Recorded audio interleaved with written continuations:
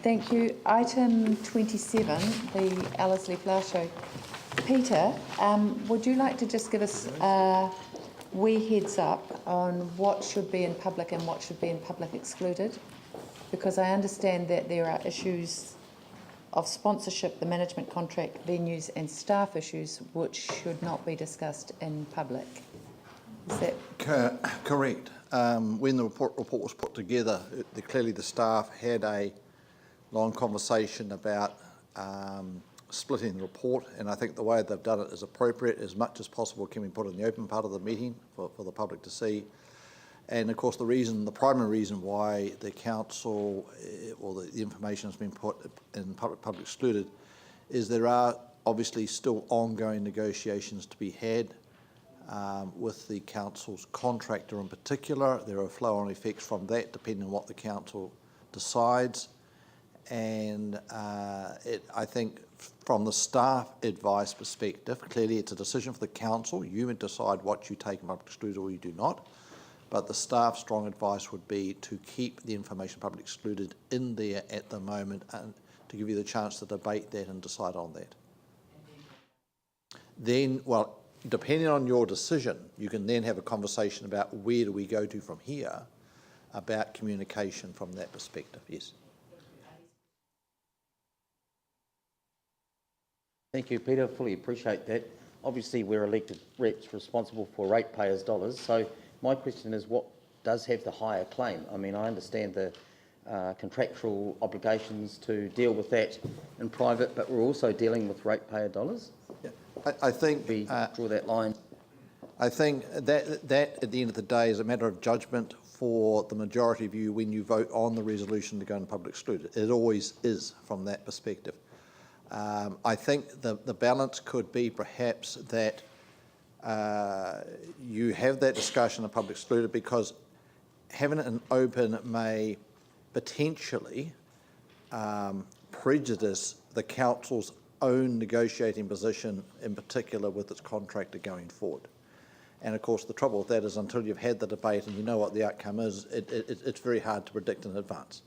And I think, and that's why secondly, I think picking up the comment that the Deputy Mayor made, to achieve the balance you're looking for in terms of, yes, it is ratepayers' funds, have the conversation today around, well, how do we communicate in a timely manner what the decision is from that perspective so people can see. So yeah, there's always a judgment issue there, and people will say, oh, I want to be able to watch it on the camera live, versus the ability for the council to be able to negotiate like any other party does on any other matter.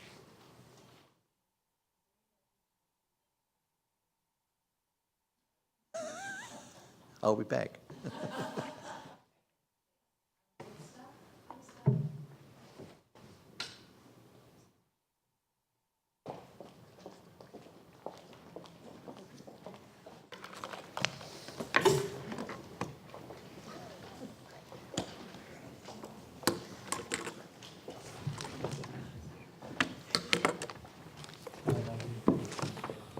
I think they know that I'm Carolyn. Yes. Well, then Catherine Harbrow is the Finance Manager in Corporate Finance, who's been working on the Ellerslie show for the last year.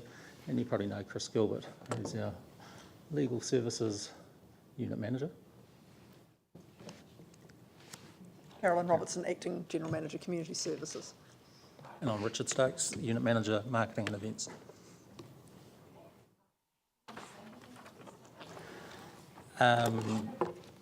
Well, I'll give a quick summary of the position as I see it. So the information is in the report. I think the report shows that the 2014 Ellerslie show exceeded its targets for delivery, for the content, the quality of the show, the quantity of the show, those things that we needed to improve from 2013. Clearly that's come at a cost. That cost sort of falls into two areas. One, there's been a significant decline in visitors to Christchurch for the show. If you compare to 2010, when there were about 19,800 visitors came to Christchurch for the show, this last year when there's been 6,800. So a significant decline there, which leads on to attendance income. And from 2013 and 14, there's been a decline in sponsorship. So those two elements contribute the primary contributors to the financial position. So we've had a great show in terms of feedback, but we're in a position that financially it doesn't, the financial basis to it doesn't support the delivery of the show, and that's the dilemma that we have going forward to look at how do we get this a financial basis to support the show on an ongoing basis. Thank you, Richard. I just wonder if we could start with questions and then we'll have any debate. Raf? Thanks, Richard. I mean, obviously, there are some contractual issues here which preclude some of the more public aspects of the conversation, but is there anything you can tell the general public about the options at a high level that we're able to consider without going into specifics?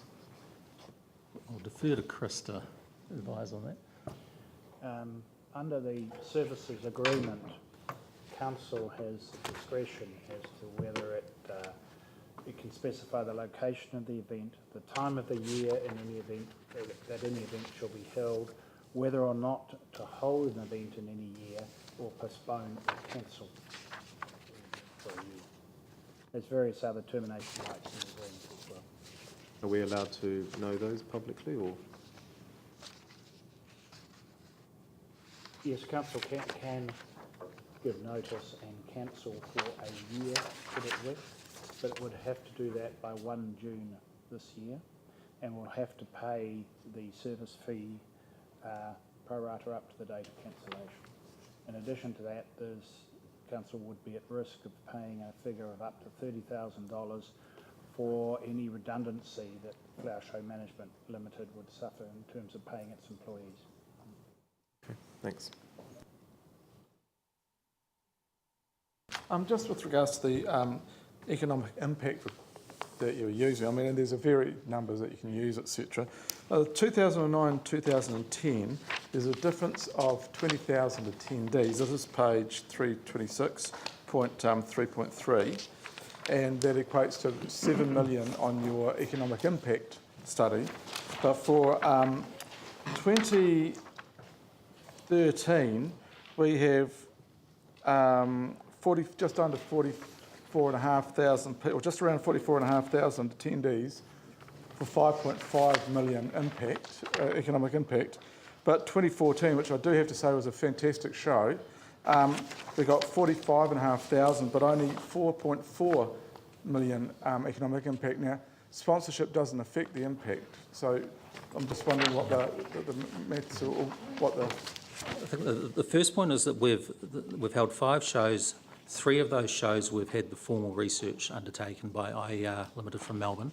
The other 2 where we haven't done it, I have looked at the numbers in those reports because we do other research around them, so we've got the numbers of visitors, and I've done it on a pro rata basis. So absolutely for this year, I'd like to point out that is this year we didn't do the formal measure of it, but I pro rated the information. And the reason why I put it down lower than last year is again that while the attendance held up, the visitors to Christchurch numbers were down. So, and clearly the economic impacts from visitors to Christchurch and their spend. So the numbers attending the event from outside of Christchurch fell from 2013. That's a and strong I've moved that down. But I clearly put out there that this year's figure is an estimation based on other criteria from research rather than a direct measure of economic impact. Okay. With our overall event strategy some time ago, it was the 4 seasons or shoulder months, etc. So we've got a garden show, which Sydney's just kind of launching theirs in September. What are the thoughts? And I noticed here there was no mention of looking at a spring timetable for a garden show. I mean, it seems logical to me that you would have a garden show leading into the gardening season, but I'm open to... So back at time of when council purchased the show, so that was following on from the event strategy, 4 seasons. The icon event in place was New Zealand Cup and Show Week in the spring. So what we were looking for was that autumn event, shoulder season, summer, autumn. And so the decision was looked at, in terms of that strategy. But also there was feedback at that time from the industry that it would put too much pressure on them in the spring because that's when they are really, their businesses are really at their peak. so that they, the majority, and I have to say that, there's probably split views on this, was that autumn was better for Christchurch. With regards to visitor numbers, how did you measure people coming in and how many people coming in? That's a combination of, well, it's based on ticket sales pretty much. So tickets, but in addition to that, there's clearly sponsorship arrangements which have tickets as part of that. So that's all added to it, and exhibitors as well. If you exhibit at the show, there'll be access to attendance at the show as well. So you didn't actually sort of count people? There wasn't a counter at the gate, is my understanding. I can just quickly defer to the show manager that is through ticket sales counts, isn't it? Yeah. Okay, Yeah. thank you.